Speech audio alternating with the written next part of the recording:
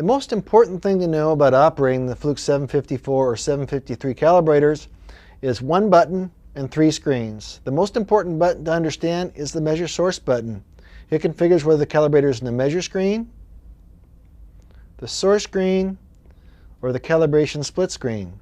With the measure screen, you would select the function that you'd want to measure: volts DC, milliamps, thermocouples or RTD, resistance or volts AC. In the source screen, you'd configure what you want to source. And we can source milliamps, volts DC, we can simulate thermocouples or RTDs, we can measure pressure being sourced to a device we're testing, we can source frequency, and simulate resistance.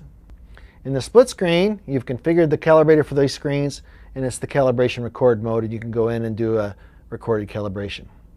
In the setup screen, we can configure and turn on loop power.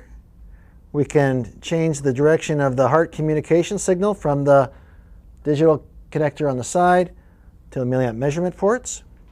We can also set the time and the date and the time. And we can select pressure units, change pressure units, and temperature units, and input our name into the calibrator to personalize it.